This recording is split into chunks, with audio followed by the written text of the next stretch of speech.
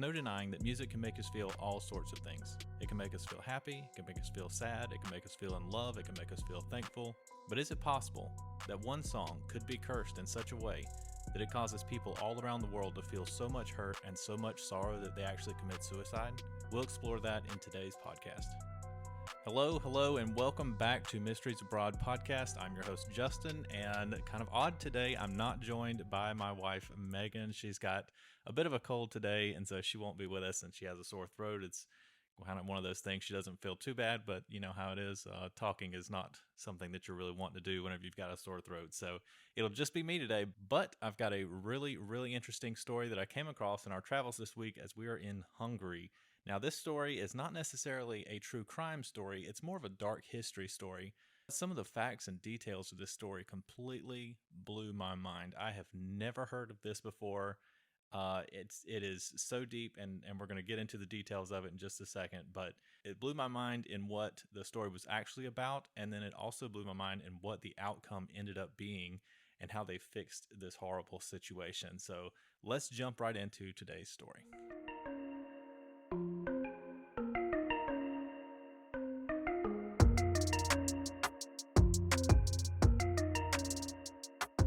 So I want to take you back in time a little bit. Let's transport ourselves back to Europe, back to Hungary specifically, in the year 1933. Now, this is about 15 years after World War I. And since World War I, which obviously ravaged Hungary, just like all the rest of Europe, Hungary has also been involved in multiple other regional conflicts and battles around their country.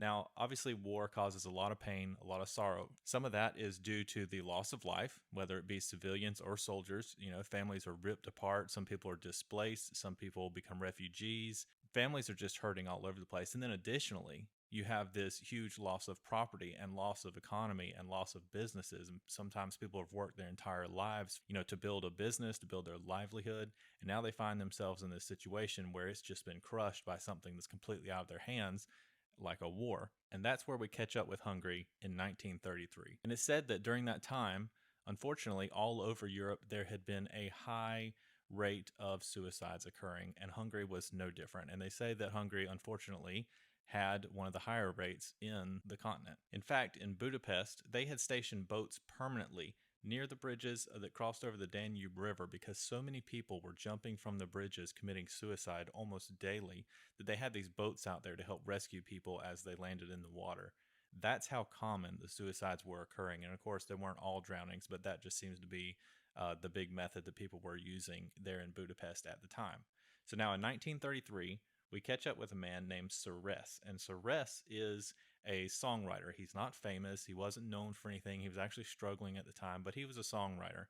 And he was going through a bad breakup with his girlfriend. He had been with this girl for a long time, kind of broke his heart. He was really down. He was really sad, really blue. And he starts composing this song on his piano. And he composes the song, and there's some speculation as to whether or not he wrote the words to it or if another man wrote the words to it.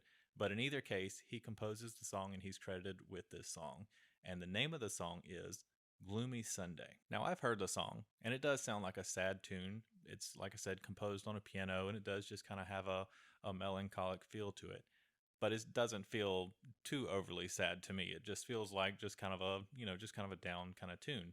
However, a lot of people claim that this song is actually cursed and that it is responsible for causing so many suicides that were going on during that time. The reason they say this is because there are documented cases all across Europe, not just in Budapest, but in London and in Paris and all over the place, where people were either holding the lyrics to the song on a piece of paper whenever they committed suicide, or they had been listening to the song on repeat or something of this nature, or they were holding the album cover and things like that. They are credited with having been in close proximity, either listening to it or reading the song at the time that they committed suicide. That leads so many people to speculate that the song itself was actually cursed.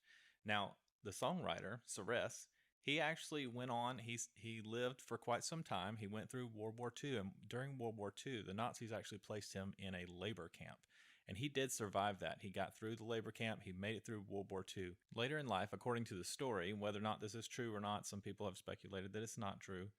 But the story goes that he found out that his ex-girlfriend, who he had tried to reconcile things with, she had actually committed suicide herself. And it said that she left a note, and the note was written on a copy of the sheet music for the Gloomy Sunday song.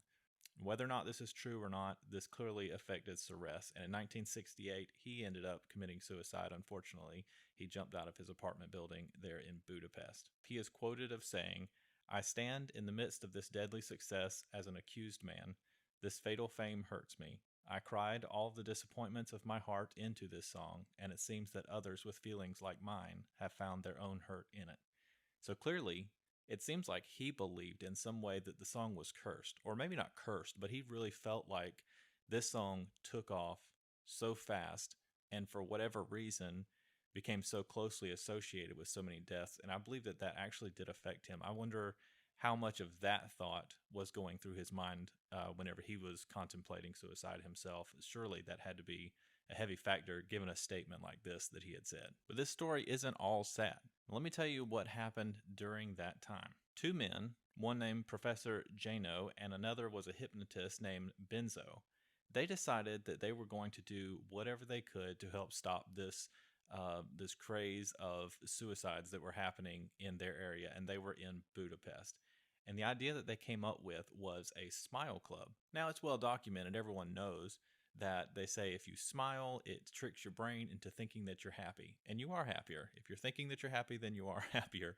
And so even back then in the 30s, these guys said we have to do whatever we can do to help slow down these suicides in our city. So they formed this smile club. And what they did is they were teaching people how to smile in certain ways.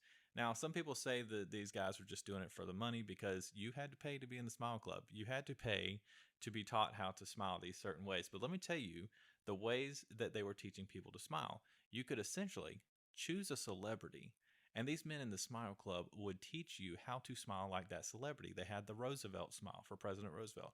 They had the Mona Lisa smile. They had the Clark Gable smile, Dick Powell smile, Loretta Young smile. All of these celebrities out there, these guys figured out how to imitate their specific smile, and they would teach you that depending on how long it would take to teach that specific smile or whatever the process was. Some were harder, some were easier. The price would vary. However, it said that about a 6-week training with them would cost you about $500. Now, that was a lot of money back in the 30s, so I assume that they didn't get too many people in this club. However, lots of people did, and there are lots of pictures of this. And I have actually downloaded a few of these pictures. I'm going to post them on our Instagram so that you can see them on there. And it is absolutely amazing what they are doing. Not only are they using certain techniques to train you how to smile in certain ways, but they are also using tape. They're actually taping your face in certain ways to train your muscles and to train your skin where it needs to be to get this smile based on whoever you wanted to be smiling like. So let's say you were a lady and you always wanted to smile like the Mona Lisa.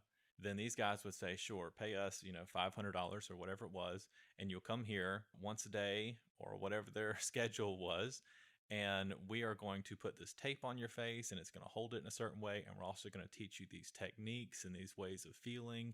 And when you're done in 6 weeks or 8 weeks or whatever that specific smile dictated, you would be able to smile just like the Mona Lisa, according to these guys. And it seemed like some people were happy with it. They actually had quite a few members. I don't think that everyone in town did this just because of the money factor, but they did have quite a few members, and a lot of people actually participated in this at the time. And it is said that the suicide rates in Budapest went down after the Smile Club opened. So a strong argument could be made for the fact that, number one, smiling does make you happier and smiling does help fight off depression. But it could also be said that the Smile Club did play a very important role in slowing down the rates of suicide. And I guess that's the good thing from it, Now, whether or not the Smile Club was created just as a way to make some money or scam people, we'll never know what the true intentions were behind the Smile Club and these two guys that founded it. But in the grand scheme of things, it really doesn't matter if the suicide rates did slow down. I mean, that's a win-win for everyone, honestly. So like I said, I'm going to post these pictures on our Instagram page.